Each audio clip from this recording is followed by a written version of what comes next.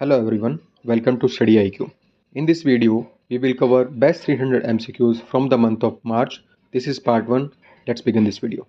Recently, a new international fund to help protect biodiversity has been launched at the resumed session of 16th Conference of Party to United Nations Convention on Biological Diversity, and it was held in Rome, Italy. Now you have to tell me the name of this fund. So the name of this fund is Kali Fund. Now, what is this 16th Conference of Party to UNCBD? Now, this was held in Cali, Colombia from 21st of October till 1st of November 2024. And it was held to focus on, and the focus of this conference was implementing Kunming-Montreal Global Biodiversity Framework. So to implement Kunming-Montreal Global Biodiversity Framework, this conference was organized in Cali, Colombia. And resumed session of this conference was held in Rome, Italy. Now this resumed session was held to finalize the key decisions. Okay. Now during the resumed session, a fund, that is Kali Fund, was launched. Okay. Now this fund, that is Kali Fund for Fair and Equitable Sharing of Benefits from the Use of Digital Sequence Information on Genetic Sources. So with the use of DSI, this fund was established for fair and equitable sharing of benefits from the use of DSI. Okay, now what is this DSI? DSI is actually a genetic data from plants, animals and microorganisms, and this DSI data is used by pharmaceutical companies, cosmetic companies, agriculture companies and biotechnological companies. It is used by these companies to develop products. Okay, now for fair and equitable sharing of the benefits of this DSI, this fund, that is Kali Fund, was established during this conference held in Rome, Italy. Okay, so during the resumed session of this conference in Rome, Italy, this Kali Fund was launched. Clear? Now there are three objectives of this fund. Okay, first one is the conservation of biological diversity, second one is the sustainable use of its components, and third one is fair and equitable sharing of the benefits that are arising from the use of these genetic resources. Okay, so with the help of these genetic resources, what benefits are arising? For fair and equitable sharing of those benefits, this Kali Fund was launched. Okay, now recognizing the role and contribution of the custodian of biodiversity, 50% of the resources of the Kali Fund will be allocated to self-identified needs of indigenous peoples and local communities.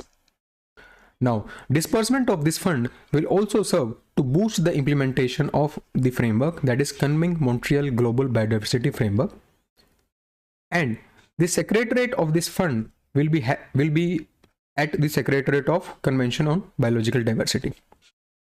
Now this Kali Fund will be hosted by Multi-Partner Trust Fund Office, United Nations Development Program and United Nations Environment Program. So these three organizations will host this fund. Now talking about this Kunming Montreal Global Biodiversity Framework. Now this was launched during 2022 COP15. So the COP15 which was held in 2022, this CMGBF, that is Kunming-Montreal Global Diversity Framework, this was adopted during this meeting. Okay, now this meeting of 2022 was held in Montreal, Canada. Now under this framework, there are 4 global targets. There are 4 global goals which were set for the year 2050 and 23 targets were set for the year 2030. Now what are these 4 global targets which has been set for the year 2050? These are protect and restore nature, prosper with nature, share benefits fairly and invest and collaborate for the nature. So these are the 4 targets which has been set under Kunming-Montreal Global Diversity Framework. Now talking about Convention on Biological Diversity, it was established in the year 1992 and it is an international treaty for the conservation of biodiversity. So for the conservation of biodiversity, this treaty was established in the year 1992. And it helps to address the threats to biodiversity and ecosystem services through scientific assessment, development of tools, incentive processes, etc. As per recent information, which of the following space agency will launch a telescope, that is SpareX telescope? This telescope will study the universe origin and it will map the galaxy distribution.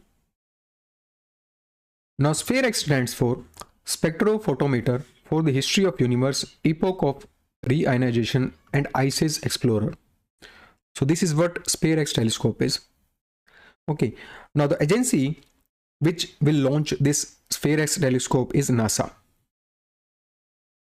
and it will be launched on board SpaceX Falcon 9 rocket. Now talking about this telescope, it will answer a question about the origin of universe and it will map the distribution of galaxies.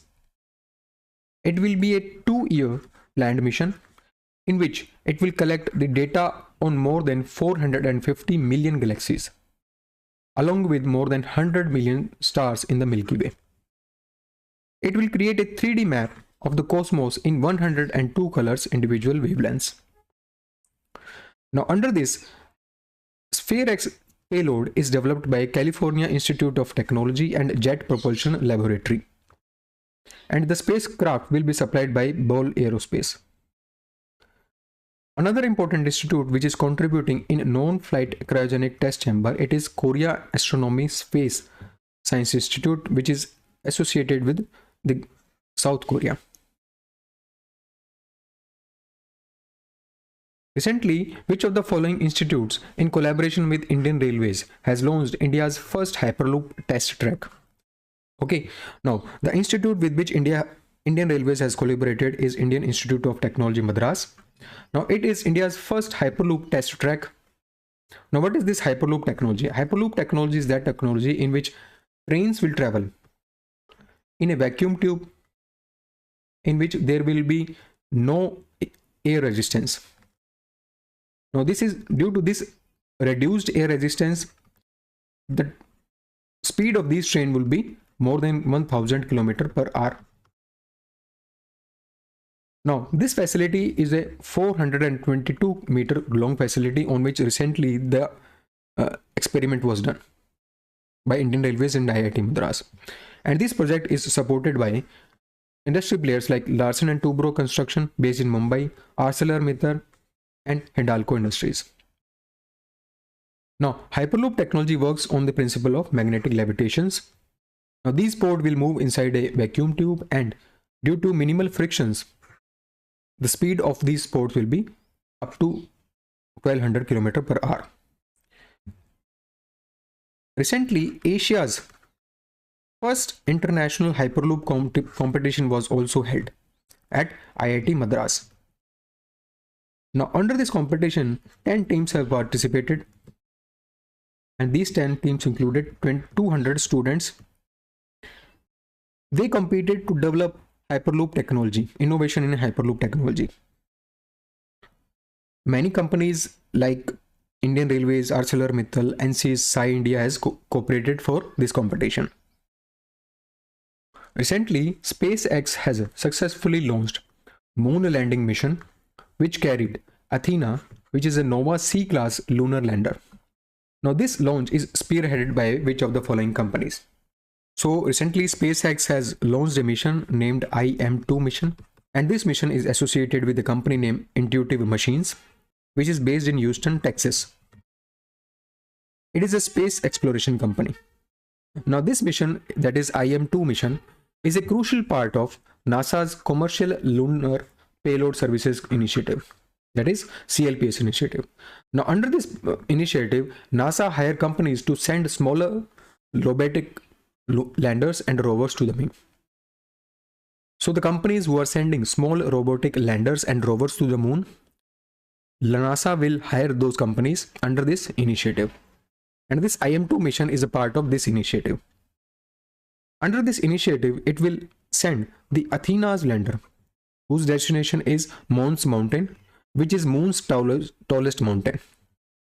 Now, this mission will also include two lunar mobility vehicles, that is Intuitive Machines Micro Nova Hopper and Lunar Outpost Mobile Autonomous Prospecting Platform, that is MAP rover. Now, the mission is expected to analyze the lunar soil composition, search for evidence of the water ice, with key instruments like Prime 1 suit and laser retro reflector array. Now, the mission will also deploy a robot that is named as Grace, and it will explore shadowed craters of the moon. FarmVibes.ai. It is a tool that collects data from soil sensors, drones, and satellites to provide farmers with useful insights. Now, you have to tell me that this is associated with which of the following companies. Now, this FarmVibes.ai tool is associated with Microsoft. Now, there is an initiative that is known as Baramati Co-op. Now, this initiative was launched in the year 2022 by Microsoft and Baramati, which is associated with Maharashtra government. Okay, now these two organizations has launched this agriculture technology project. Okay, now the aim of this project, that is Baramati Co-op, is to use the advanced technology to help farmers improve their yields, reduce cost, and environmental impact. Now, at the heart of this initiative is FarmVibes.ai, which is a tool that collects data from the soil sensor, drones, and satellite to provide information to the farmers. Recently, government has constituted a 6-member committee to revise the norms for providing financial assistance to National Sports Federation. Now, this committee would be headed by who among the following? So, this committee would be headed by Kunal. Now, Kunal is the Joint Secretary of Sports. Okay, now other members are Ritu Pathik, NS Johal, PK Garg, and Sahdev Yadav. Now, this committee has been constituted to revise the norms for providing financial assistance to National Sports Federation. Now, there is a scheme that is assistance to National Sports Federation, under which assistance is provided to these federation for doing various activities like providing coaching to the sportsmen, organizing events, conducting camps, etc. Now, this scheme is a central sector scheme in which all the funding would be provided by the central government. Nodal Ministry, Ministry of Youth Affairs and Sports. Now, under this scheme, government provide assistance to these federations for conducting national championship, international tournaments in India. It provides assistance for participants of national teams in international tournament in India and abroad, organizing coaching camps, providing sports equipment, and for engagement of the foreign coaches. Now, under this scheme, identified sportsperson and teams are provided with all requisite facilities like nutritious diet, food supplement, equipment, state-of-the-art infrastructure, sports kit, medical support, etc. Now, these funds are also allocated for conducting the national coaching camps, foreign exposure, national championship, etc. Now, earlier in 2022, norms were revised for assistance. As per 2022 norms, quantum of assistance for conduct of national championship has increased to rupees 51 lakh. For NSF who are dealing with sportsperson with disability, rupees 15 lakh were provided for conduct of the national championship. For travel by air, assistance is also provided if the air travel or the distance is more than 500 km or the time is more than 10 hours. Now, the allowance for the sports training kit that is provided to athlete, it is rupees 20,000 per athlete once in a year. It was earlier rupees 10,000. It has doubled to that. To host international tournament, NSF will provide rupees 1 crore. Earlier it was provided only rupees 30 lakhs. Remuneration for sports doctor and doctor has been revised. It has revised to rupees 2 lakh per month. It was earlier rupees 1 lakh. For physiotherapy, it has also revised to rupees 2 lakhs. So the budget for foreign coaches will capped to 30% of the overall approved budget of NSF. For chief coaches and other coaches, the remuneration has been revised to rupees 3 lakh for chief coach, rupees 2 lakh for other coaches. As per recent information, which of the following companies has introduced a vaccine named VaxiFlu 4? Now, this vaccine will be helpful for protection against the new strain of influenza virus. Now, this is introduced by Zydus Life Sciences, which is based in Ahmedabad. Now, it is India's first flu protection quadrivalent influenza virus vaccine. Now, talking about this vaccine has been cleared by Central Drug Laboratory, and it will provide protection against the 4 new virus strains. Now, talking about influenza, there are 4 types of influenza virus: A, B, C, D. Now, this A virus, primary source of this virus is aquatic birds, and it can affect mammals like humans and pigs. Virus B and C can infect humans, and virus D can infect cattle and pigs. Okay, so to protect humans from this influenza or the new virus of influenza, this vaccine, that is VaxiFlu 4, was created. Now, influenza is a contiguous respiratory illness which is caused by influenza virus, which spread from person to person through respiratory droplets like coughing, sneezing.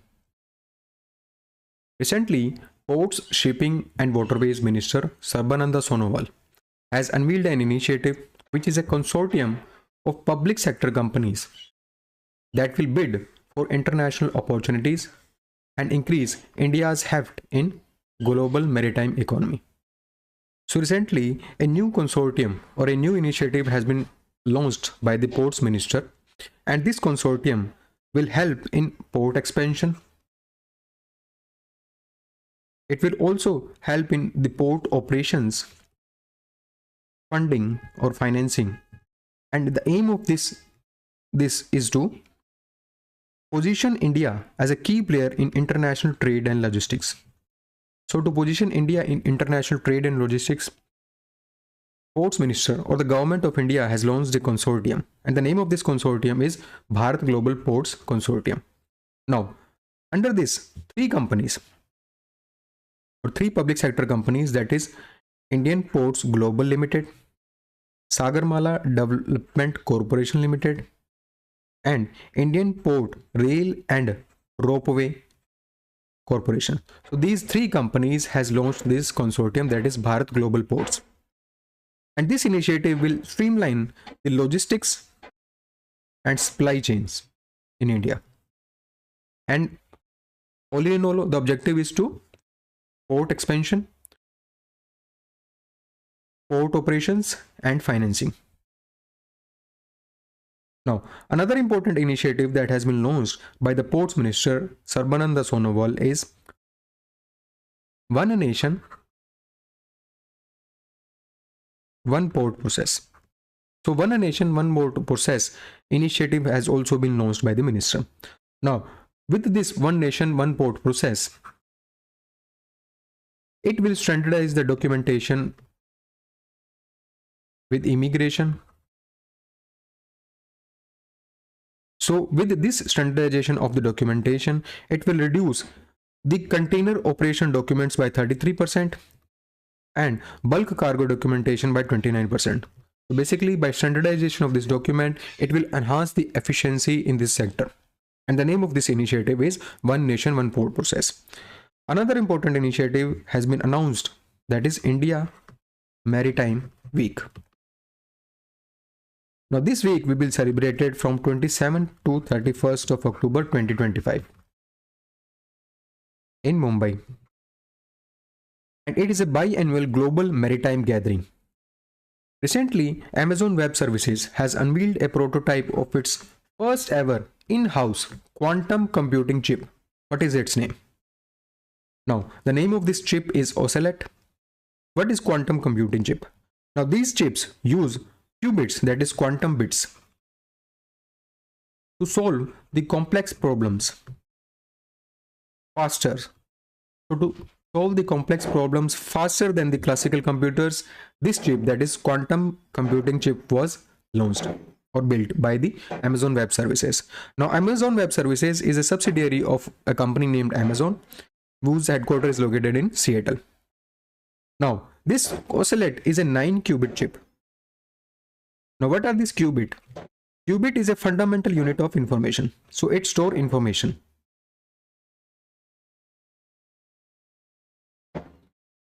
Now, talking about Amazon Web Services, Amazon Web Services is a subsidiary of Amazon, and it provides on-demand cloud computing platforms.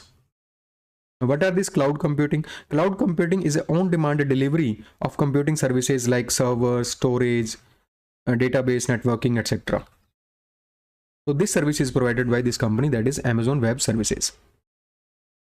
Recently, NHRC, that is National Human Rights Commission, has announced the winner of 10th prestigious annual competition for this short film on human rights. Okay, now you have to tell me that which of the following short film has been chosen as the first prize for this competition, and the first prize winner will get rupees 2 lakh. So the first prize for this competition was secured by Doodh Ganga Valley's Dying Lifeline. Now, first of all, let us discuss about this competition. This competition was launched by NHRC since 2015, and the aim of this competition is to encourage cinematic and creative efforts of citizens of India towards the promotion of human rights. So the citizens who are doing some kind of cinematic works in the area of human rights, this NHRC short film award scheme is launched from them, and it was launched in the year 2015. Now, let us discuss about the winners of this competition. The first award is given to Doodh Ganga Valley's Dying Lifeline. Okay, now this film is associated with a person named Abdul Rashid Bhatt, who is from Jammu Kashmir, and the first prize is given rupees 2 lakh of the amount is given to this film. Second award is given to Fight for Rights movie, and it is associated with Andhra Pradesh. Rupees 1.5 lakh is given to that. God is the third film that is associated with Tamil Nadu, and rupees 1 lakh is given for the third prize. 4 selected films under this competition is given certificate of special mention with a cash award of rupees 50,000 each. Now, talking about NHRC, that is National Human Rights Commission, it was started in the year 1993, and aim of this commission is to protect and promote the human rights. Its governing body is Ministry of Home Affairs, and its headquarters is located in New Delhi. The current chairperson of NHRC is V. Rama Subramanian. Recently, who among the following has received an award, that is Prani Mitra Award, under category Lifetime Animal Service at Prani Mitra and Jeev Daya Award ceremony, which was held in New Delhi. So it was secured by Har Narayan Soni. Now, talking about Prani Mitra Award, it was introduced in the year 1966, and it is given to the individuals for their outstanding and remarkable contribution in the field of animal welfare and protection. Second award is Jeev Daya Award. These awards were instituted in the year 2001, and it aims to recognize the services that were rendered by animal lovers. Now, these awards were organized by Animals Welfare Board of India. Animals Welfare Board of India, and which now headquarters of Animal Welfare Board of India is located in Vallabhgarh, Faridabad district of Haryana, and it is an advisory body which is advising the government of India. It was started in the year 1962. Now, the winners of this award are Prani Mitra Awards were conferred in 5 categories. That is, for advocacy, Akhil Jain has secured this award. In innovative idea, Ramesh Bhai Velji Bhai Ruparlia has been given this award. Third is lifetime animal service is given to Har Narayan Soni. Fourth one is animal welfare organization is given to organization named Shri Shri 1008 Shri Ram Ratan Das Ji Vaishnav Go Seva Samiti, which is associated with Marona district of Madhya Pradesh. And fifth category is corporate PSU government bodies and cooperative categories, which is given to Radhe Krishnan Temple Elephant Welfare Trust, which is an initiative of Vantara. Now, Vantara is an rescue center which was started by the Anant Ambani. Okay. Now, talking about Jeev Daya Award. Now, these are given in 3 categories. For the individual categories, it is given to Nisha Subramaniam Kunju. For animal welfare organization, it is given to Bhagwan Mahavir Pashu Raksha Kendra organization, which is associated with Kutch district of Gujarat. And third one is schools, institution, teachers, children. It is given to Master Chaitanya M. Saxena, who is from Jaipur, Rajasthan, and Master Adi Shah, who is from Mumbai. So these awards were given to these peoples. Recently, US President Donald Trump has introduced a new immigration initiative, and the name is Gold Card. Now, it would allow wealthy foreign investor to purchase a direct pathway to American citizenship. Now, the amount that these wealthy foreigner has to pay for American citizenship is $5 million. This is what the US president has introduced. Now, under this, these foreign investor has to invest $5 million in America to get the American citizenship. And these payments will be the direct payment to US government. Now, under this, the plan of US president is to sell up to 10 million of the gold cards. Earlier, there was a program named EB5 for to get the American citizenship, and now under this EB5 investor visa program, which was introduced in the year 1990, the terms were that if the investor invests $8 lakh in projects in targeted employment area or $1.8 million elsewhere, then they will get the American citizenship. Or another condition was to create at least 10 jobs in US. So this is what EB5 program was, but now Gold Card has been introduced by President Donald Trump. As per recent information, NASA is set to launch first of its kind solar mission named Punch mission. Now, this Punch mission will study the solar atmosphere. Now, in the acronym Punch, what does letter P stands for? Now, letter P stands for polarimeter, and Punch stands for polarimeter to unify the corona and heliosphere. Okay, now this is the full form of Punch mission. Now, this mission is the first mission to image the sun's corona and the outer atmosphere of sun. And the main objective of this mission is to get the accurate predictions about the arrivals of space weather event to Earth. So to get the idea or the predictions related to the space weather event to the Earth, this mission will helpful. Now, the time period of this mission is 2 years, and it will give the scientists new information that how potentially disruptive the solar events form and evolve. Basically, this will study the solar atmosphere and its effect on the Earth. Now, talking about this mission is led by Southwest Research Institute offices in San Antonio, Texas, and Boulder, and it is managed by Explorers Program Office of NASA. Now, the components of Punch mission are: it has a constellation of 4 satellites, each weighing 64 kg. In these 4 satellites, there are some imagers. 3 are wide field imagers and 1 is narrow field imager. Now, these cameras will capture the 3 raw images each, and once every 4 minutes, each of the 4 camera will capture these 3 raw images.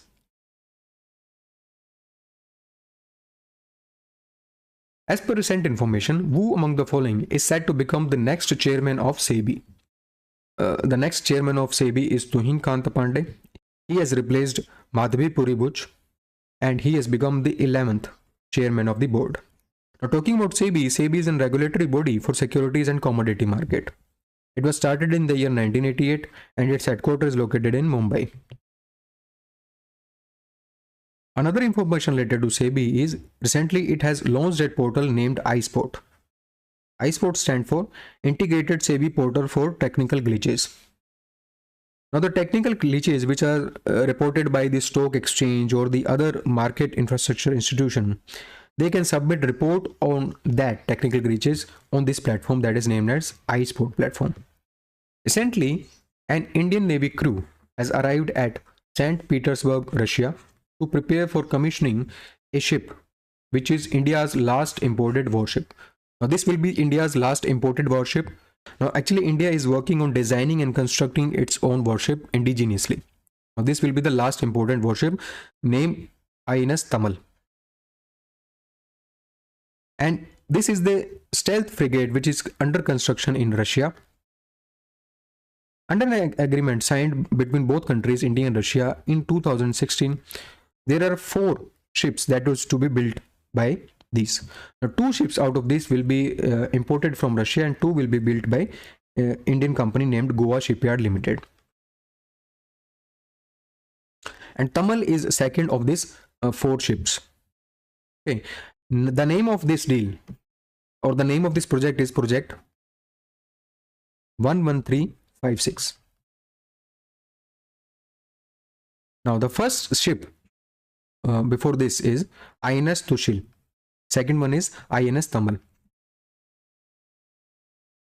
Who among the following has authored a book titled Shooting Straight, a military biography of Lieutenant General Rustam K. Nanavati? Now, this book is authored by Arjun Subramaniam.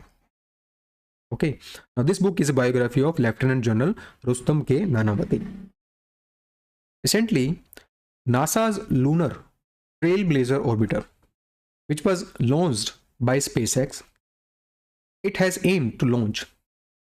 Now, it was launched with an aim to locate water on Moon's surface. Now, you have to tell me that this spacecraft is built by which of the following companies. So, this spacecraft is built by a company named Lockheed Martin.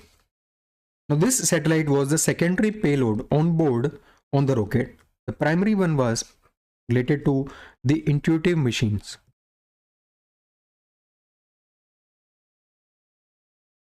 Okay, it was a lunar lander mission.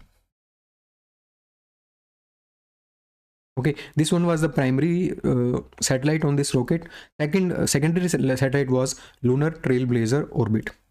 Okay, now talking about this Lunar Trailblazer orbiter, it weighs around 200 kg and it measures around 11.5 feet when the solar panels are fully deployed. Okay, and aim of this mission is to map the water on the Moon's surface. So to locate the water on the Moon's surface, this Lunar Trailblazer orbiter was launched. Okay, now it is this Lunar Trailblazer is scheduled to perform a series of moons flyby. So it will move around the moon many times and eventually it will reach a height of or an altitude of 100 km on the moon. And it will collect the high resolution images through this. Okay, to determine the form, distribution and abundance of water on the moon surface. Now the instruments which are related to this orbiter are, there are 2 instruments actually. First one is LTM, that is Lunar Thermal Mapper, which will measure the temperature of the moon or the lunar surface. Second one is HVM3, which stands for High Resolution Volatile and Minerals Moon Mapper. HVM3. As per recently released report named World's Busiest Airport in 2025, Indira Gandhi International Airport, which is based in New Delhi, has been ranked at which place in the top 10 busiest airports globally? So India's Indira Gandhi International Airport based in New Delhi has been ranked at 8th place in this report. Now this report is released by the firm named OAG, that is Official Airline Guide, and its headquarters is located in Luton, England. These rankings are calculated based on the total airline capacity, including both domestic and international flights. Now, Dubai International Airport has secured the first rank, which has the seating capacity of almost 4.8 million. On second, it is Atlanta Hartsfield-Jackson International Airport based in USA. It has capacity of around 4.5 million seats. On the 8th, it is a Delhi-based airport and it has capacity of 3.6 million seats. As per recently released report titled Becoming a High-Income Economy in a Generation, India needs to grow at an average of 7.8% over the next 22 years to attain the high-income status by 2047. Which organization released this report? So to attain the status of high income, India has to grow at 7.8% in the next 22 years. Okay, for this status, as per this report. Now, this report is released by World Bank. As per this report, there are 3 scenarios for India's growth trajectory in these 22 years. In the scenario first, which is modeled on business as usual, investment to GDP, if the investment to GDP peaks at 35%, and the information and communication technology capital remains broadly at current level, female labor force participation rates does not improve, and total factor productivity growth peaks at 2.5%, then under this scenario, the growth of India will remain at 6% or below the 6% until 2047. In the second scenario, which is a business as a usual scenario, but momentum of reform grow in this. In this, the investment reaches 37% of the GDP by 2035. Female labor force participation rates grow at 45% by 2045, and total factor productivity has grown at 2.7%. Then in second scenario, the growth will average at 6.6% per year. And in the third scenario, that is accelerated reforms, the investment reaches 40% of GDP by 2035. Females labor force participation rate grows at 55% by 2050, and total factor productivity grow at 40 to 50 basis point. Then the growth of India will grow at 7.8%, and we will achieve the status of high income country. Okay, so these are the possible 3 scenarios which this report has given. Now, as per this report, for India to become the high income economy by 2047, India's gross national income per capita has to increase by nearly 8 times from $2540 in 2023. According to recent report titled Emboldened Offenders, Endangered Communities, Internet Shutdowns in 2024, this report is given by Access Now. Myanmar has recorded the highest number of shutdowns, internet shutdowns, with 85 instances. You have to tell me the rank of India. Now, this report, that is Emboldened Offenders, Endangered Communities, Internet Shutdown. So this report is related to the internet shutdowns in various countries. Now, this report is given by a company or an organization named Access Now, which is a not-for-profit organization, and it's based in Brooklyn, New York. Now, this report has recorded the global internet shutdown in various countries. Now, as per this report, Myanmar has topped the rankings, followed by India on the second rank. As per this report, there were 296 cases of internet shutdown in the year 2024, and these 219 cases are related to 54 countries. In 2016, it was 78 cases only. Now, talking about countries with maximum shutdown, Myanmar is on top with 85 shutdowns, followed by India at 84, and followed by Pakistan at 21. Now, India has consistently ranked first in this list since 2018. And for the first time in 6 years, India has not been named as the top country in this list. Now, talking about the companies which has shown this, which has seen this shutdown, X, that was earlier known as Twitter, has seen 24 times shutdown in 14 countries, followed by Facebook 22 times in 12 countries, followed by WhatsApp 20 times in 10 countries. Recently, which of the following state government has launched Shiksha Sanjeevani Bima Yojana 2025? Now, under this Yojana, aim is to provide accidental insurance to school children in the state. Which state has launched this scheme? So the state name is Rajasthan. Now, this is a first of its kind scheme under which personal accident insurance coverage is provided to school student and their parents. Okay. Now, the objective of this scheme is to prevent the child labor, to promote the financial inclusion, to prevent the misuse of insurance claims. And under this scheme will cover student of class 1 to 5 in the Udaipur division. So currently it is launched in the Udaipur division, but soon it will be implemented in whole of Rajasthan. Okay, it will cover 1.35 lakh children and their parents, and the insurance cover of rupees 1 lakh will be provided to student, 1.35 lakh will be provided to the parents. Now, in case of the parents of the insured student, they died due to the accident, the children will be provided scholarship with interest until the age of 18 years.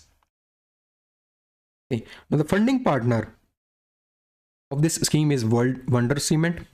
Second one is Zurich Kotak General Insurance, and third one is State Bank of India. Now, this scheme is implemented to those students. It will be helpful for those students who are enrolled in state government school. Now, talking about these Wonder Cement will pay the insurance premium for the insured children in the Udaipur division. Second is Zurich Kotak General Insurance. It will provide the insurance. Okay, and State Bank of India will open the no minimum balance requirement saving bank account, and it will deposit rupees 500 monthly into these account. Which of the following companies has become India's first cryogenic equipment manufacturer to receive a certification, that is International Automotive Task Force 16949, and this certification is provided for cryogenic fuel tank production. Now, this certification is given to a company named Inox India Limited, which is based in Vadodara, Gujarat. Now, what are these cryogenic equipment? Now, these are some kind of specialized machinery which is designed to handle and operate at extremely low temperature, below 150 degrees Celsius. Okay, now this certification is granted by Bureau Veritas certification. Okay, and this certification covers both design and manufacturing process of these fuel tanks.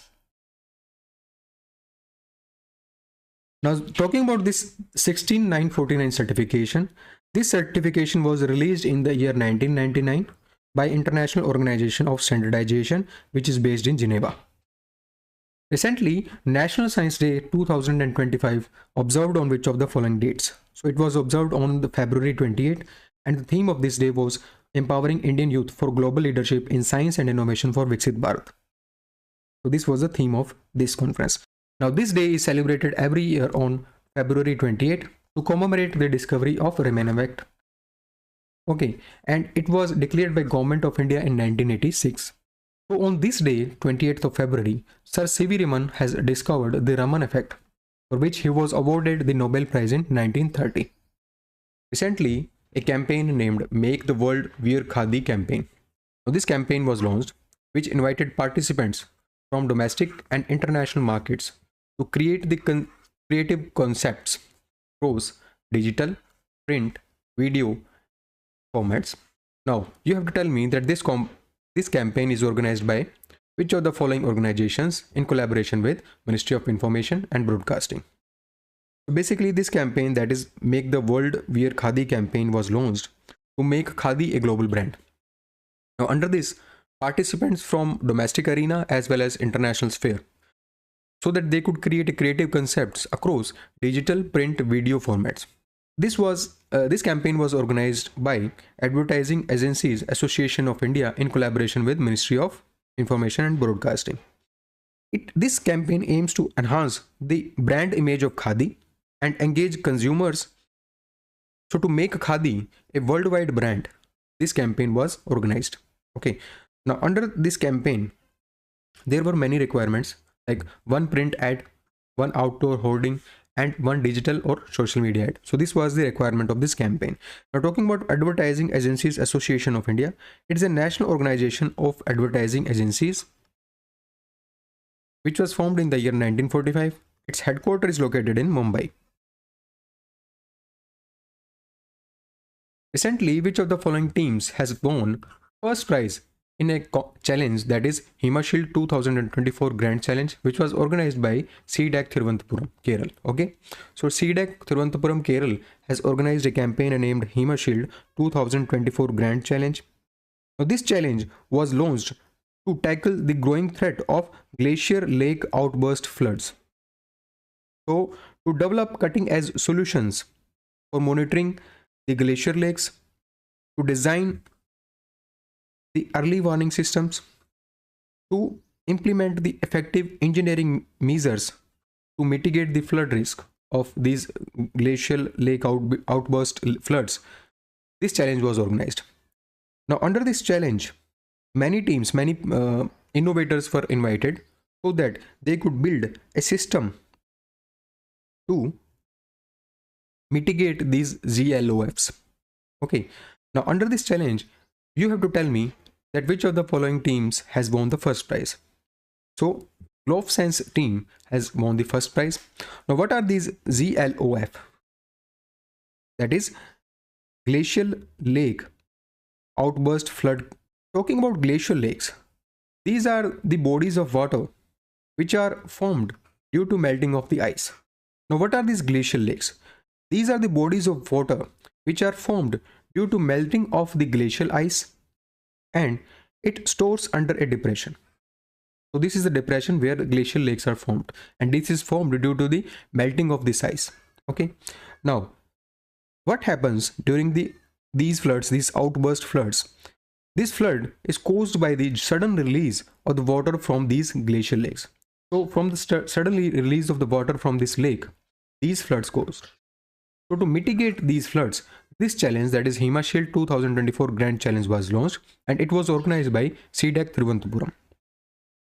Now, winner of this challenge is GloveSense team, which secured trophy, certificate and a prize money of rupees 5 lakh. First runner-up is Cryo Wizard team.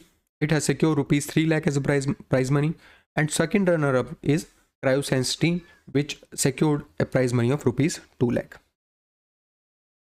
Now, this was done on the event of National Science Day, which was celebrated recently on 28th of February. Recently, an integrated tri-service special forces exercise named Exercise Desert Hunt 2025. It was conducted by Indian Air Force at which of the following locations? So this exercise was conducted at Air Force Station Jodhpur. Under this exercise, tri-service forces has participated. Now, from the Indian Army, Para Forces has participated. From the Indian Navy, Marine Commandos has participated. And from the Indian Air Force, Garud Commandos has participated. Okay. So, to enhance the interoperability, coordination and synergy, this exercise was conducted in Air Force Station, Jodhpur. Recently, a report has been released. 12th edition of this report has been released. Report name is Annual State of India's Environment Report 2025. Now, this report highlights that human activities have introduced 1,40,000 new chemicals into the environment. Now, you have to tell me that this report is released by which of the following organization? So, this report is released by Center for Science and Environment in collaboration with Down to Earth. Now, this Center for Science and Environment is a not-for-profit public interest research organization, and it is based in New Delhi. Down to Earth is a fortnightly magazine which is published in New Delhi. Okay, so these two organizations has released this report, and the first key highlight, important highlight, is that as per this, human activities has introduced 1,40,000 new chemicals into the environment. Another important highlights are that is every year 220 billion tons of chemicals are released in the environment. Okay, out of which 65 kilogram of the cancer causing substance are released per second. So every second 65 kg of the cancer causing substance are released in the environment. As per this report, in 2019, chemicals in the environment has accounted for 2 million deaths. So chemicals have caused 2 million deaths in 2019. As per this report, India has experienced 255 days of extreme weather in first 9 months of 2024. As per this report, 2024 was the hottest ever recorded, with global temperature increasing 1.6 degrees Celsius higher than the industrial ever. So these are the key highlights of this report. Recently, who among the following has won Oscar for Best Actor in the Leading Role at 97th Academy Awards, which were held in Dolby Theatre, Los Angeles, California. So, who among the following has received this award at 97th Academy Awards? It was Adrien Brody. Now, these awards, that is Academy Awards, are hosted by Academy of Motion Picture Arts and Sciences. Academy for Motion Picture Arts and Sciences. Okay, and this year the ceremony honors achievements in 23 categories. These are the annual awards. Now, the host of this award was Conan O'Brien. Now, the best film which has received this award is Anora. Under the Best Actor category, Adrien Brody for The Brutalist has received this award. Under the Best Actress category, Mikey Madison for Anora has received this award. Best Director award is given to Sean Baker for Anora. You can check out other awards too. Recently, Indian Oil Corporation Limited, Bharat Petroleum Corporation Limited, and which of the following companies has jointly formed IHB Limited to lay 2,800 km of long pipeline from Kandla on the west coast to northern city of the Gorakhpur. So a pipeline of 2,800 km has been laid down, okay, by 3 companies consortium named IHB Limited. Okay, you have to tell me the third company. So the third company is Hindustan Petroleum Corporation Limited. Now this pipeline is world's longest liquefied petroleum gas pipeline. So this is a gas pipeline and it is world's longest. Okay, so the length is 2,800 kilometers. And what is IHB? IHB Limited is a joint venture companies of 3 companies. First one is IOCL, Indian Oil Corporation Limited, Bharat Petroleum Corporation Limited, and third one is Hindustan Petroleum Corporation Limited. So this is a joint venture companies of these 3 companies. This company was incorporated in the year 2019 and it was launched, it was formed to implement the Kandla Gorakhpur LPG pipeline project. Now this is a 2,800 kilometer long pipeline in which it will be in Gujarat, it will be 176 kilometer. Second state is Madhya Pradesh and it has 621 kilometers of this pipeline. Third one is UP. It consists of 1,108 kilometers of this pipeline. Okay, now the investment. Now this pipeline has the investment. It will be constructed with an investment of rupees 10,088 crore rupees. Now the pipeline will source LPG from many terminals like Kandla, Dahej, Pipavav, and also from the 2 refineries, that is Koyali and Bina.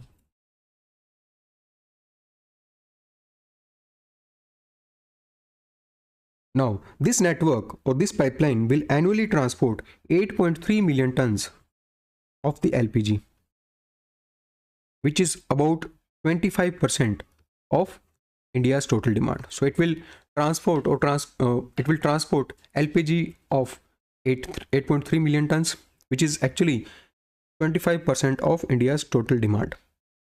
Recently, a 5th century wooden stitched ship was launched at Goa's Diwar Island. This project, which is an initiative to revive India's rich maritime heritage, is being executed through a tripartite agreement. First one is Indian Navy, second one is Ministry of Culture, third one is which company? So the third one is Odi Innovation Private Limited. Now this company is located in Goa district, Goa. Okay. It is located in Bardes, Goa.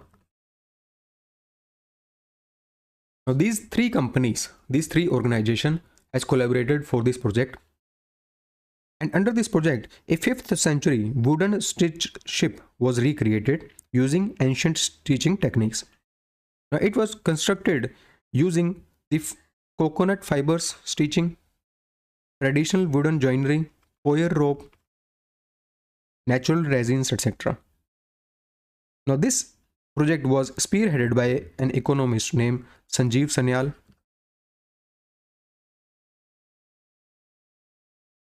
And it was led by Babu Sankaran. Now Babu Sankaran is an expert in stitching ship construction. Now the keel of this ship, here is the picture of this ship. Keel of this ship is formed from Mati, which is a Goa's straight tree. Recently, which of the following organization has launched a portal named Bond Central? Now this is a centralized database portal for the corporate bonds. Now this portal aims to boost the retail investors' participation in corporate bonds. So to bring retail investor participation in the corporate bond sector, this portal was launched by SEBI. Okay. Now what is this corporate bonds? Corporate bonds are those debt securities which are issued by corporations. Now these are issued to raise money for many purposes like paying bills for the business of growth of the business, etc. So to raise money, corporation issues these corporate bonds. Now the investor which are paying for these corporate bonds, what they will get? They will get pre-established number of interest payment. And when the bond expires or reaches the maturity, then they will get back their original investment. Okay, so for this purpose, corporate bonds, so to increase their investment, to increase the participation of these investors, this portal was launched that is named as Bond Central Portal. Okay, now this portal is developed by an association named Online Bond Platform Providers Association in collaboration with Market Infrastructure Institutions. So in collaboration with Market Infrastructure Institution, this portal was developed by Online Bond Platform Providers Association. Okay, now this platform will provide the comprehensive bond listings. It will compare the corporate bond prices with GSECs, that is government securities. It will offer information to investors. It will also provide information related to bond documents, etc. Okay, now SEBI has launched this portal. Now recently, 11th chairman of SEBI has been appointed, and name of new SEBI chairman is Tuhin Kanta Pandey. He has replaced Madhvi Puri Buch. Recently, Indira Gandhi National Center for the Arts, in collaboration with Satyarthi Movement for Global Compassion, has hosted a literary discussion on Diya Salai. Now this Diya Salai is an autobiography of which of the following individuals? So this Diya Salai is an autobiography of Kailash Satyarthi. And Kailash Satyarthi is an Indian social reformer who is campaigning against the child labor and universal right to education. He received Nobel Peace Prize in the year 2014 along with Malala Yousafzai. And this book is an autobiography of Kailash Satyarthi, on which a literary discussion was held by Indira Gandhi National Center for Arts. Now this Indira Gandhi National Center for Arts is a premier government funded arts organization which is under Ministry of Culture. It was started in the year 1985. Recently, central government has elevated the status of IRCTC from Miniratan first to Navratan. Now with this, IRCT has become which Navratan among the CPSEs? So IRCTC has become the 25th Navratan company of India. IRFC, that is Indian Railway Finance Corporation Limited, has become the 26th Navratan company in India. So these two companies their status has been elevated to Navratan. Now what are the benefits of this status? Now with this status, these CPSEs can invest up to rupees 1000 crore or 15% of their net worth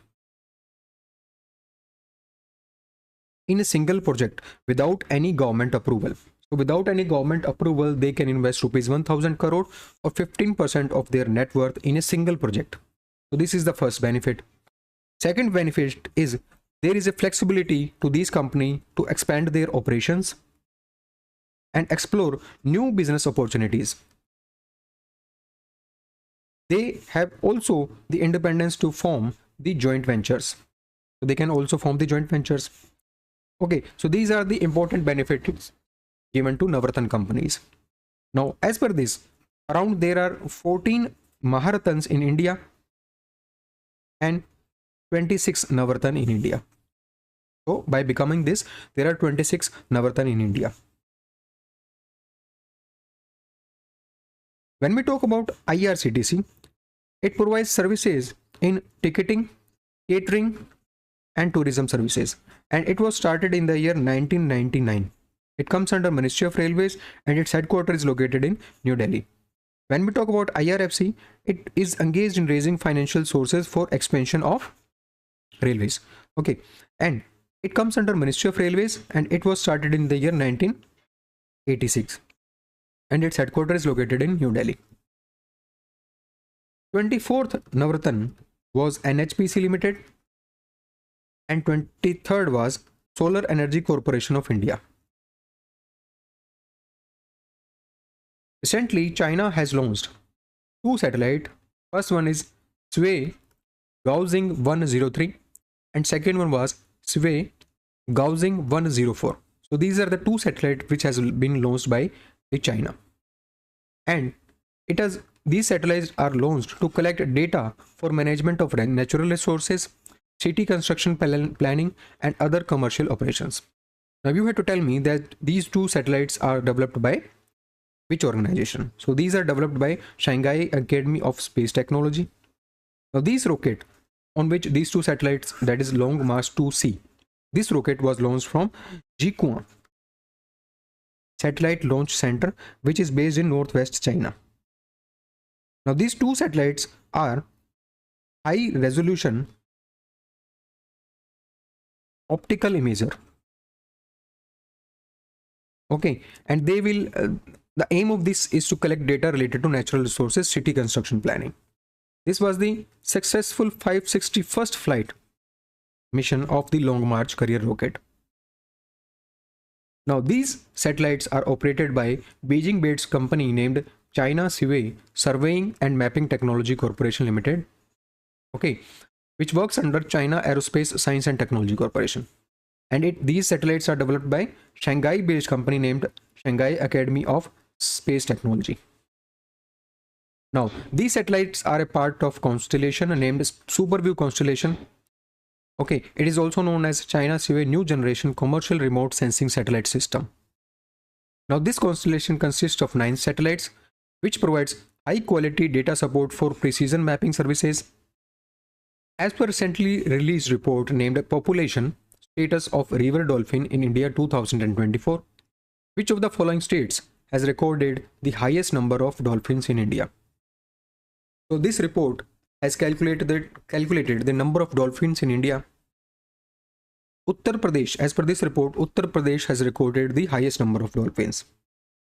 Now, as per this report, there are 6,327 dolphins in India, out of which 6,324 were found in Ganges River Dolphin and 3 were found in Indus River Dolphin System.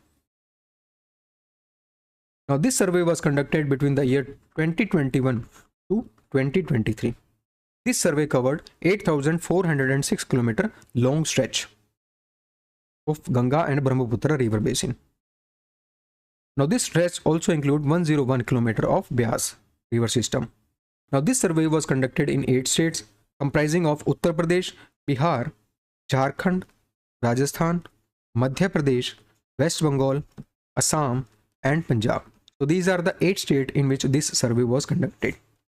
Now, as per this report, Uttar Pradesh has highest number of dolphin population. It has 2,397 dolphin population.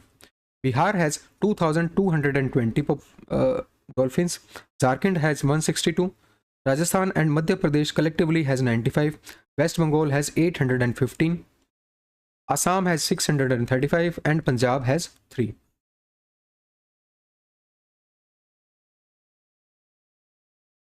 So this survey was conducted in 8 states, and this survey was done by many organizations like Wildlife Institute of India based in Dehradun, State Forest Department of Punjab, UP, Bihar, Assam, Jharkhand and Rajasthan, non-profit organization like Aranyak, whose headquarters is located in Guwahati, World Wildlife Fund, its headquarters is located in Gland, Switzerland. Other organization is Turtle Surveillance Alliance, and last one is Wildlife Trust of India. Its headquarters is based in Noida. So these organizations, along with state government of Punjab, UP, Bihar, Assam, Jharkhand, Rajasthan, has organized this survey or conducted this survey.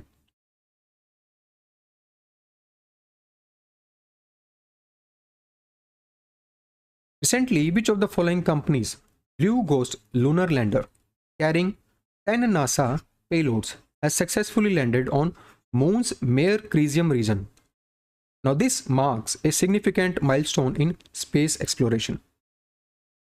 So, this lunar lander named Blue Ghost is associated with a company named Firefly Aerospace.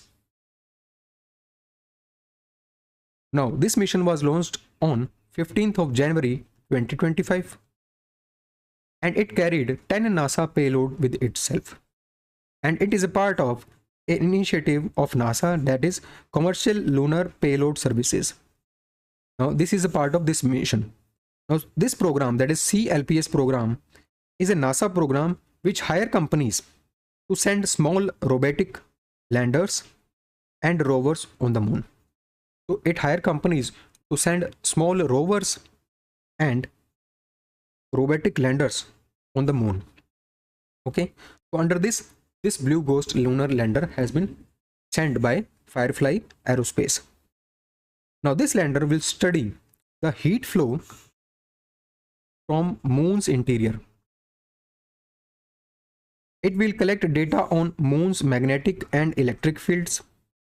One of the major objectives of this is to capture HD images of a total eclipse when the Earth blocks sun above moon's horizon.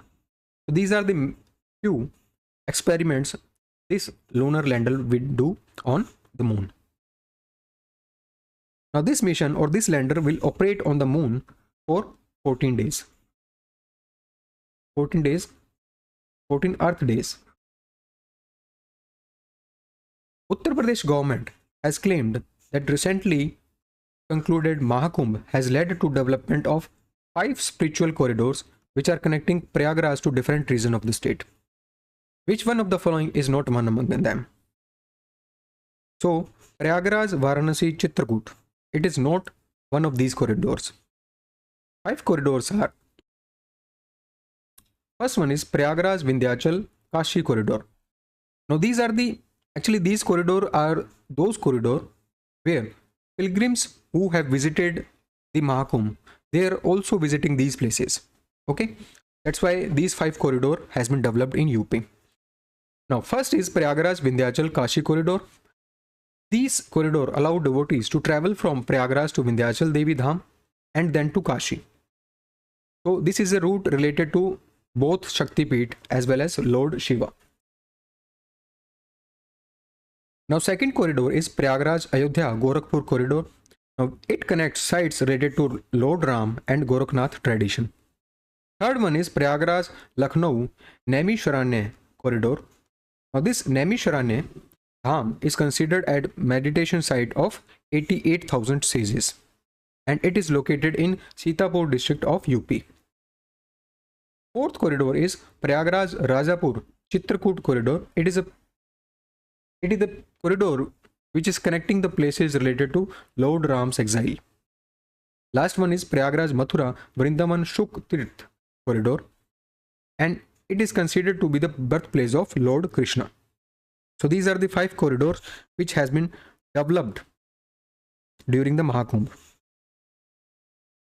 Recently, Aditya L1 mission, it has captured first ever image of solar flare kernel in the lower solar atmosphere. So in the lower solar atmosphere, a kernel has been captured for the first time by Aditya L1 mission.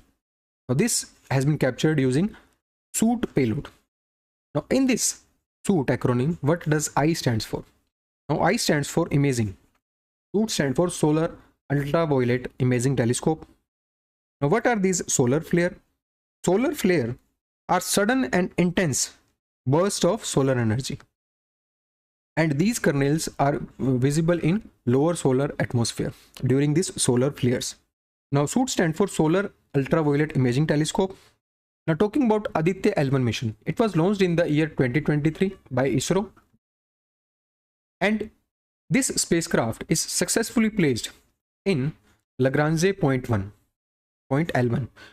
So this spacecraft is successfully placed in large halo orbit around Earth Sun Lagrange point, that is known as Lagrange point L1. Now this L1 point is 1.5 billion kilometers away from the Earth. And at this place, gravitational force of Sun and Earth. So for example, this point is the Lagrange point. At this point, gravitational forces of Sun and Earth, they both will work, and they will balance the centripetal force that is needed by spacecraft to stay there. So these gravitational forces of Sun and Earth will help this spacecraft to stay at this L1 point. Now this SOOT payload is developed by IUCAA, that is Inter-University Center for Astronomy and Astrophysics. Okay, now other important instruments on this spacecraft on this mission is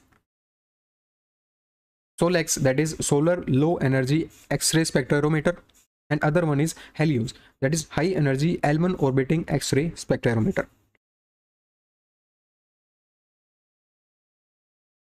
Recently, Kota District Administration, it has introduced a series of reform under Kota Cares initiative. Now, it is aimed at transforming city's approach to students' welfare.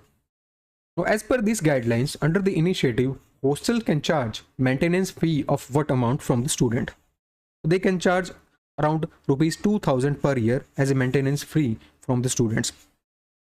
Now, talking about Kota Cares initiative, it was launched by Kota District Administration along with coaching institute, hostel associations, and local communities. So these all organizations has launched this Kota Cares initiative. This initiative was launched in the year 2024. And aim of this initiative is to improve the student welfare.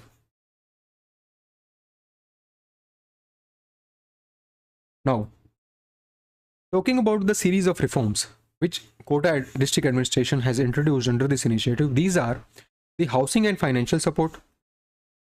Now, under these reforms, security and caution money has been eliminated. Standard maintenance charge of rupees 2,000 has been capped per year. In safety and security measures, compulsory gatekeeper training will be provided to all hostel staffs. CCTV surveillance will be there, biometric systems will be there. Certification for anti-hanging devices should be there. Fire NOC should be there. When we talk about student well-being initiative, free access to Chambal riverfront and oxygen zones, Recreational spaces will be developed. Emergency medical services. So these will be developed. Kota Cares will help developing the desk at railway station and bus terminals. Okay, so these are a series of reforms which has been taken by Kota district administration. Which of the following states has emerged as national leader in mangrove afforestation by planting mangroves across approximately 19,020 hectares at a cost of 76 crore rupees? This has been done under MISTI scheme. MISTI stands for Mangrove Initiative for Shoreline Habitats and Tangible Incomes. Now, under this scheme, Gujarat has emerged as the national leader in afforestation of mangroves. Now, what are the benefits of afforestation or reforestation of mangroves? Now, mangrove trees grow in saline water. So it will help in improving the water quality. It will filter the nutrients. It will support the marine life. It will stabilize the coastal land. It will act as a green barrier to the coastal erosion. So there are many benefits of these mangroves. Now, talking about MISTI scheme, this scheme was launched in the year 2023 on the occasion of World Environment Day, which is held on 5 June every year. Now, the aim of this initiative is to increase the mangrove forest in coastal states and union territories. Their restoration and their reforestation should be there. And aim is to spread these to 9 states and 3 union territories in 5 years. The scheme is implemented by Ministry of Environment, Forest and Climate Change. And under this scheme, financial assistance is also provided to local communities to undertake plantation activities. Recently, Assam government has officially designated Chirang Ripu Elephant Reserve, which is located in Kokrajhar and Chirang district of Assam, as which national park in the state. So it has designated Chirang Ripu Elephant Reserve as 8th national park in the state, and this park will be named as Sikhna Zwelau National Park. Okay, so this will be the name of this park, Sikhna Zwelau National Park. Now, it is named after Bodo legend Sikhna Zwelau, and he is also known as Zaulia Dewan, and he fought against the British in Anglo-Bhutan War of 1865. Now, with this declaration of this national park, now Assam has 8 national parks in the state. These are Kaziranga, Manas, Dibru Saikhova, Nameri, Orang, Tehing Patkai, Raimona, and last one is this, that is Sikhna Zwelau. So these are the 8 national parks which will be in the state after declaration of this national park. Okay, in India there are now 106 national parks. Now, talking about Sikhna Zwelau National Park, it will be located in 2 districts of Assam, that is Kokrajhar and Chirang district. Now, these 2 districts are located in Bodoland territorial region of Assam. Now, this Bodoland territorial region has 4 districts, which are Kokrajhar, Baksa, Udalguri and Chirang. Out of these 4 districts, 2 has this national park. That's why that is in it. This national park is in Bodoland territorial region of Assam. Recently, during 237th meeting of Central Board of Trustees, Central Board has recommended to retain annual rate of interest of what percentage to be credited on Employees Provident Fund subscriber for the financial year 24-25. So what annual rate of interest has been kept for EPF subscribers? So it will be credited at 8.25% as of financial year 24-25. Now, there are some key changes which has also been made during the meeting, and these key changes are related to employees deposit linked insurance scheme. Now, under this first key change is the minimum life insurance of benefit rupees 50,000, it will be provided in case of EPF member dies without completing 1 year of continuous service. So without completing 1 year of continuous service, if any EPF member dies, he will get the minimum life insurance of rupees 50,000. Second change is benefit for the members who die while in service after a non-contributory period. So if the member passes away within 6 months of their last contribution received, their EDLI benefit will be admissible. Now what is this EDLI scheme? We will discuss that in next 2-3 minutes. Next change is consideration of service continuity. Earlier, if an employee had a gap of 1 or 2 days between employment in the two establishment, then he denied the benefits. He was denied the benefits of EDLI. Okay, but now under the new modification, this gap has been raised to up to 2 months. Now what is this employee linked insurance scheme? Now what is this employees deposit linked insurance scheme? Now it is an insurance cover which is provided by EPFO for private sector salaried employees. So for private sector salaried employees, EPFO provide insurance cover under this scheme. Now this scheme was launched in the year 1976. And under this scheme, registered nominee will get lump sum payment in the event of death of the person. So when an employee dies, his nominee will get some lump sum payment under this scheme. Now, as per this scheme, the benefits were enhanced. Minimum benefits were rupees 2.5 lakh and maximum are rupees 7 lakh.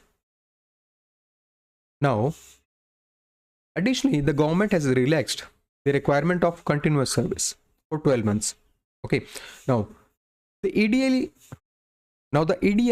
scheme eligibility is that basic salary should be up to rupees 15,000, and if the salary exceeds rupees 15,000, then the maximum benefit that is to be paid under the scheme is rupees 7 lakhs. So the benefit is between rupees 2.5 lakh to rupees 10 lakh depending upon the basic salary of the employee. Okay. The employees organization should have more than 20 employees to opt for this scheme. So these are the basic eligibility condition under this EDLI scheme. Pradhan Mantri Shram Yogi Manadhan Yojana. Now it is a voluntary and contributory pension scheme which was launched by Government of India to provide social security to persons who are working in an unorganized sector. Now this scheme ensures a minimum monthly pension of what amount after the age of 60 years. So after the age of 60 years, minimum monthly pensions of rupees 3,000 will be provided to the persons who are working in unorganized sector under this Pradhan Mantri Shram Yogi Manadhan Yojana scheme. Clear? Now under this scheme, one important eligibility condition is that the monthly income of that worker should be up to rupees 15,000. Okay. Now these unorganized workers are mostly engaged in home-based work, street vendor, midday meals, head loaders, brick kiln workers, cobblers, etc. So these are the unorganized sectors in which these workers are working. Now this scheme was introduced in interim budget 2019, and this scheme is administered by Ministry of Labor and Employment in collaboration with Life Insurance Corporation of India, that is LIC, and Common Services Center E-Governance Services India Limited. So this is an special purpose vehicle. Okay, Common Services Center E-Governance Services India Limited. LIC will be the pension fund manager. It will be responsible for the pension payout. Okay, so these three organizations are administering this scheme. Now, under the scheme, a minimum assured pension of rupees 3,000 will be provided per month after the age of 60 years. In this scheme, there should be a contribution. Now, contribution varies. Now, this contribution, which is to be paid by the employer and the government on 1:1 basis. For example, if the person or the worker is providing rupees 100 as a contribution monthly, in this scheme, then 100 rupees will also be provided by the government. Okay, so it is a contributory scheme depending upon the age of the worker. So for example, if the worker is contributing from the age of 18 years, then his contribution will only be rupees 55. When he enters at the age of 40 years, his contribution will raise to 200. Okay, now talking about this scheme, then this scheme is a voluntary scheme, and under this scheme, the age requirement is between 18 to 40 years. So person who are between the age of 18 to 14 year age, they can participate in this scheme. Their monthly income should be less than or equal to 15,000 rupees. And there is an exclusion criteria that these people should not be covered under EPF, Employees State Insurance Corporation, ESIC, and National Pension Scheme. Okay, they will not be provided the benefit of this scheme. Next one is they should not be income taxpayers. Now under this scheme, there are some criteria for the exit. For example, if the employees exit or the worker exit the scheme before 10 years, then his contributed amount will be refunded with saving bank interest rate. Okay, if he contributes after 10 years but before the age of 60 years, then his contribution along with accumulated interest earned by fund or the saving bank interest rate, whichever is the higher, he will be given that. Okay, so his contribution plus the interest that is earned by the fund or the saving bank interest rate. And if the worker die before the age of 60 years or due to any permanent disability that is caused by the accident, the suppose can continue this scheme. Also, they can withdraw the contributed amount with interest which is actually earned by the fund or at the saving bank rate interest, whichever is higher. Next is death after 60 years, then the suppose will receive 50% of the pension as a family pension, and after the death of subscriber and his or her spouse, the entire corpus will be credited back to the fund. Okay, so these are the conditions in case of any event happens with the worker.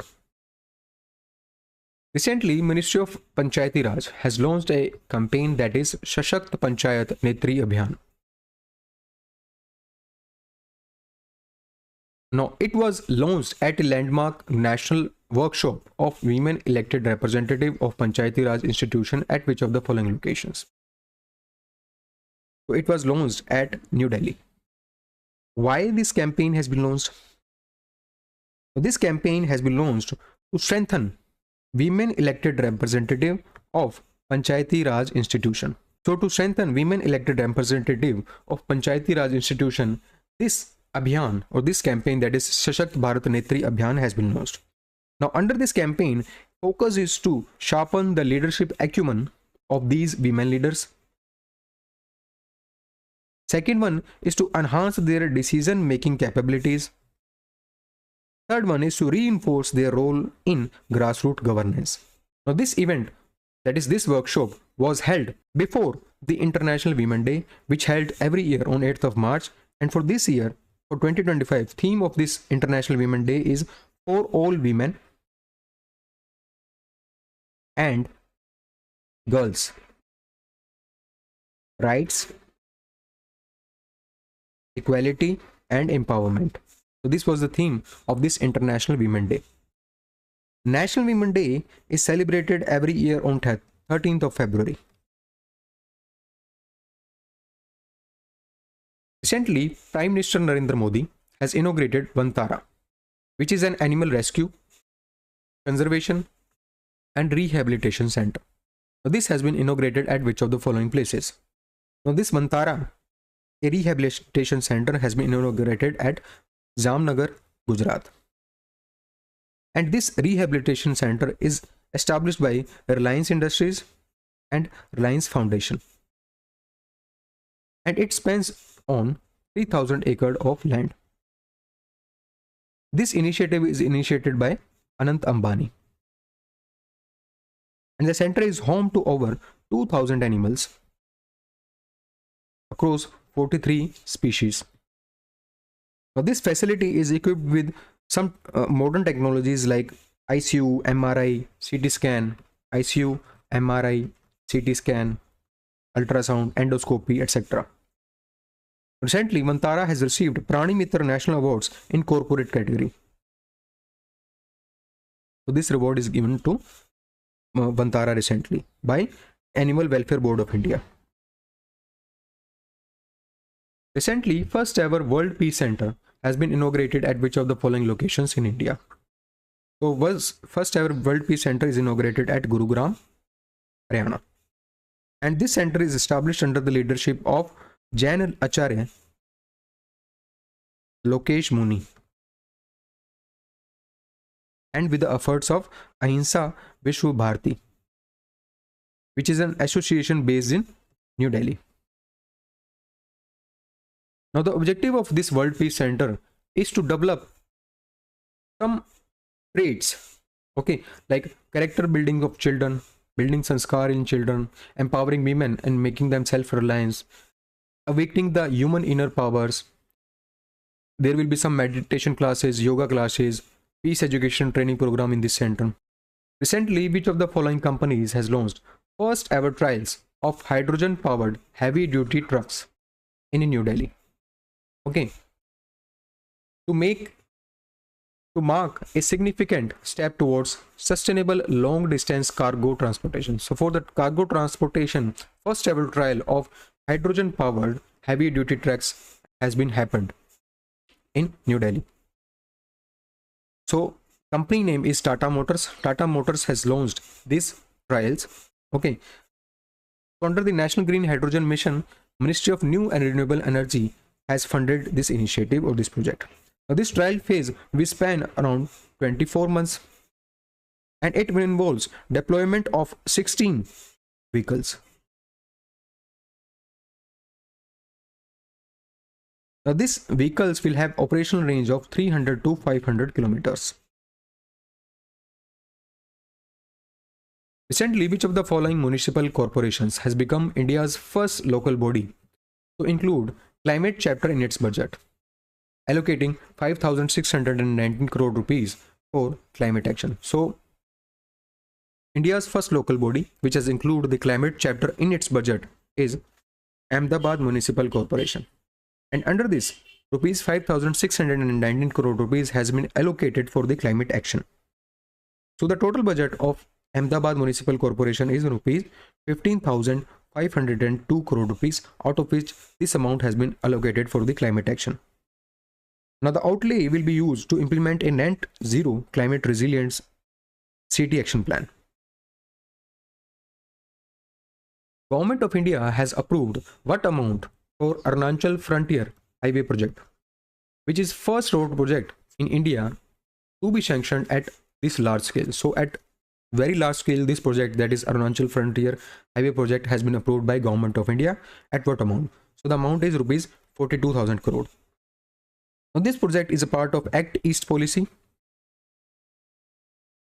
which seeks to expand regions' air, rail and road networks while improving connection with the Southeast Asia. This highway will be 1,637 km long and the effort will be led by Border Road Organization in collaboration with National Highway and Infrastructure Development Corporation Limited, headquartered Delhi. So these two organizations will be leading this effort. This highway will be 1,637 km long and this highway will be officially notified as National Highway 913 or Bomdila Vijayanagar Highway. Now this highway will connect Mago Thingbu in Tawang district to Vijayanagar in Changlang district. Okay, these two places will be connected by this highway. And this highway will traverse 12 districts along the India-China border. Recently, which of the following companies has announced plans to develop world's first combination vaccine, which is targeting both typhoid fever and shigellosis? So this vaccine will be targeting two diseases and it will be the world's first combination vaccine. Which of the following companies has announced plans to launch this vaccine? So company named Zydus Life Sciences Limited, which is based in Ahmedabad, Gujarat, has announced the plans for this vaccine.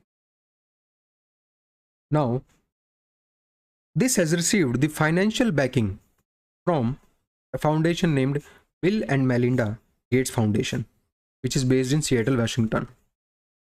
So it has provided the financial vaccines for this vaccine. Now, this vaccine aims to protect children under the age of 5 years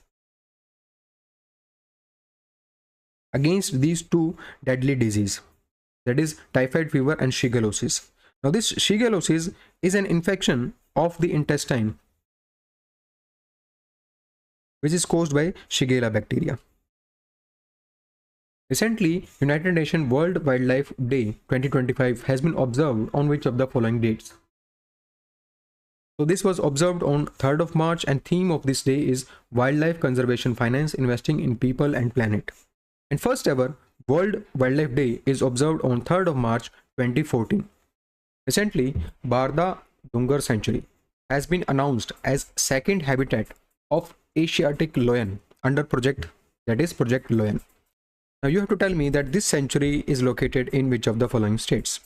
This is the second habitat for Asiatic lions under the Project Lion, and this sanctuary is located in Gujarat. Which one is the first one? First one is Gir National Park, which is located in Junagadh district of Gujarat. Now this Barda Dungar Sanctuary is located in Porbandar district of Gujarat.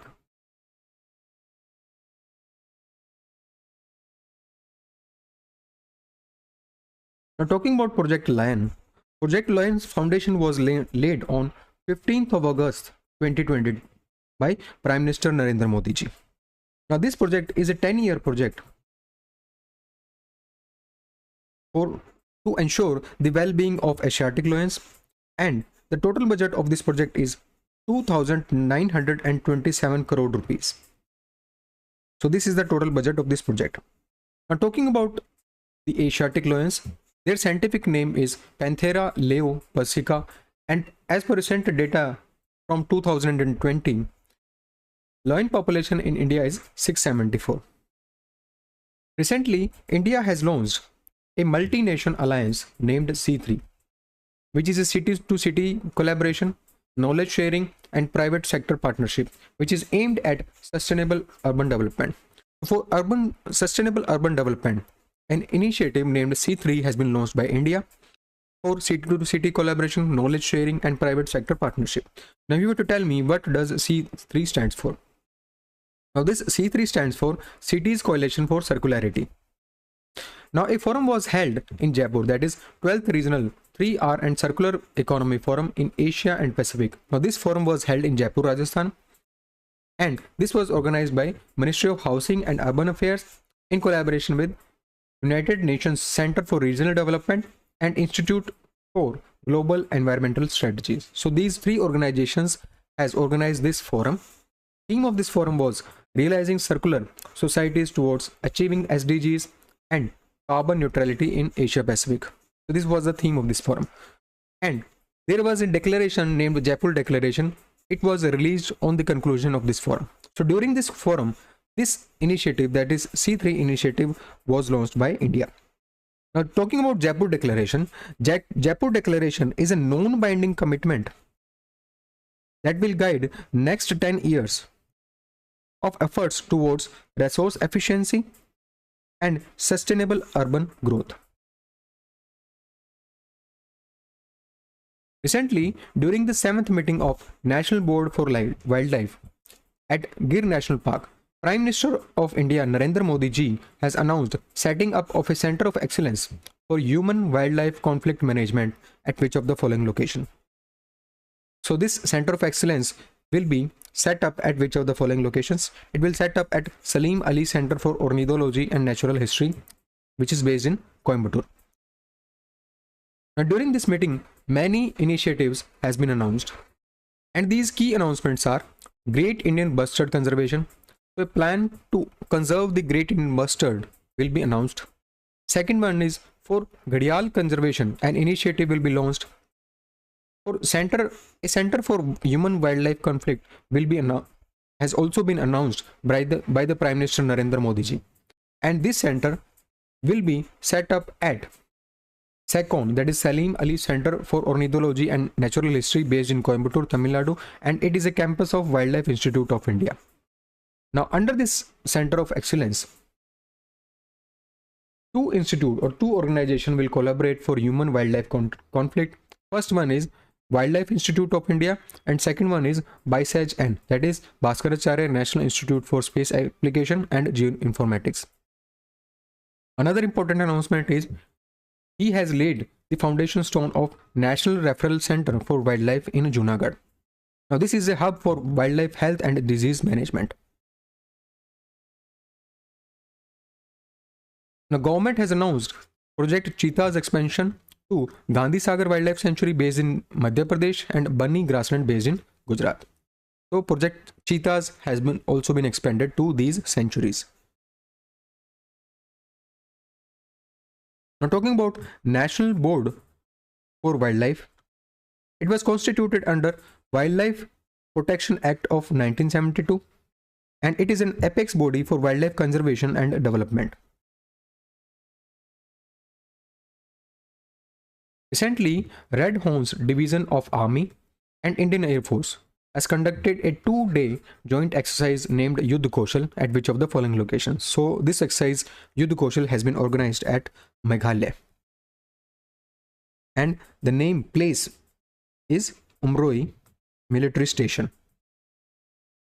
Now, this exercise was conducted between Army and Indian Air Force to demonstrate the operational capabilities. Now, the exercise also integrated some academia like IIT Guwahati and civil defense industry. Recently, US President Donald Trump has announced the establishment of United States Crypto Strategic Reserve. Now, this reserve will include 5 major cryptocurrencies. You have to tell me that which of the following is not one among them. So, Tether is not one among them. These 5 cryptocurrencies are Bitcoin, Ethereum, Ripple, Solana, and Cardano. So, these are the 5 cryptocurrencies for which United States President has launched a reserve named Crypto Strategic Reserve. Now, the idea behind this reserve is to enhance the legitimacy and acceptance of cryptocurrency. Recently, governments of 4 countries have launched a 5-year project. Now, this project has been launched to assess and address the transboundary threats to the biodiversity of Lake Tanganyika Basin. Which of the following country is not part of this initiative? So, 4 countries has launched a project named Lake Tanganyika Basin Project. Now, this project aims to assess and address the transboundary threats to the biodiversity of the lake. Now, this is a 5-year project. Now, the 4 countries are Burundi, Democratic Republic of Congo, Tanzania, and Zambia. So, Namibia is not one among them. So, this is the answer. Okay. So, Burundi, Zambia, Democratic Republic of Congo, and Tanzania. These 4 countries has launched this project. Now, this project will promote the sustainable fisheries. It will conserve the biodiversity. It will restore the degraded landscape. So, that's why this project has been launched. Now, this project is funded by Global Environment Facility. It is led by United Nations Environment Program, and it will be implemented by United Nations Office of Project Services, okay, in partnership with Lake Tanganyika Authority. Now, talking about United Nations Office for Project Services, it is an UN agency which is dedicated to implement the humanitarian and development projects for UN system, and its headquarters is located in Copenhagen, Denmark, and it was formed in 1973. Now, talking about Lake Tanganyika, it is world's 2nd largest freshwater lake by volume, and it is shared among 4 countries named Tanzania, Burundi, Zambia, and Democratic Republic of Congo. Recently, Government of Maharashtra collaborated with Meta, earlier known as Facebook, to launch WhatsApp-based citizen services through WhatsApp chatbot. So, the name of this service is Aaple Sarkar. And this service is launched by Maharashtra government in collaboration with Meta. Now this service will provide services to 125 million citizens to access the government services. Now government services like they can address the grievances, they can download the critical documents, they can book the bus tickets. This Aaple Sarkar service will be available in 3 languages, that is Marathi, English and Hindi. Who among the following has secured top position globally in Forbes annual list of the highest paid actors of 2024? So this is a list which is released by Forbes, and this is the list related to the actors who are paid highest in a particular year. Name of this list is the highest paid actors of 2024. So the top position globally has been secured by Dwayne Douglas Johnson, which is also known as The Rock. Okay, now the top position is secured by Dwayne Douglas Johnson, and his estimated income is $88 million. On second, it is Ryan Rodney Reynolds. He is a Canadian American actor, and he has claimed the second spot with earning of $85 million. On third, it is American actor named Kevin Darnell Hurt, and his income is $81 million. On 8th, it is Nicole Mary Kidman. She is the highest paid actress with the income of $31 million. Recently, Uttarakhand government has approved a scheme named Mukhyamantri Ekal Mahila Swarojgar Yojana. Now this scheme is aimed at empowering unmarried, divorced, abandoned, destitute and differently abled single women by providing them with a financial assistance of up to what amount? Now under this scheme, financial assistance of up to rupees 2 lakh will be provided to the single women under this scheme. Now this financial assistance is provided for self-employment. 75% of this amount will be provided as the grant, and 25% should be contributed by the beneficiaries. Now in the first phase of this scheme, government aims to benefit 2,000 women. Now they can open small businesses like beauty parlor, boutique, dairy, etc. Recently, Ministry of Youth Affairs and Sports, in collaboration with Sports Authority of India and Yogasan Bharat, has announced second Asian Yogasan Championship, which is scheduled to held in which of the following places? So this is scheduled to held in New Delhi. Now this event is supported by many organizations like Olympic Council of Asia. Second one is World Yogasan. Third one is Asian Yogasan and Yogasan Indraprasth. So these organizations has supported this event. Now a total of 16 countries will participate in this championship, and this championship aims to promote Yogasan as a sport on an international platform. So to promote Yogasan as a sport, this championship was organized, and second edition of this championship will be held in New Delhi. Now talking about Sports Authority of India, Sports Authority of India was started in or was formed in 1984. It is an autonomous body under Ministry of Youth Affairs and Sports. Now this authority is entrusted with promoting the sport in India and achieving sporting excellence at national and international level. Headquarters is located in Delhi. Recently, World Obesity Day has been observed on which of the following dates? So the World Obesity Day was observed on 4th of March, and the theme of this day was Changing Systems, Healthier Lives. Now the first ever World Obesity Day was observed on 11th of October 2015. Recently, Prime Minister Narendra Modi ji has invited 10 prominent personalities from various fields to join the national movement which is aimed at raising awareness regarding obesity. And he has also urged people to combat obesity by reducing consumption of edible oil by 10%. So these 10 individuals are Jammu and Kashmir Chief Minister Omar Abdullah, businessman Anand Mahindra, Dinesh Layal Yadav, Manu Bhakar, Mirabai Chanu, Mohan Lal, R. Madhavan, Shreya Ghoshal, Sudha Murthy and Nandan Nilekani. So this person has been invited to spread the awareness regarding the obesity. So this was part 1 of best 300 MCQs from the month of March. I'll see you in the part 2. Thank you for watching Study IQ.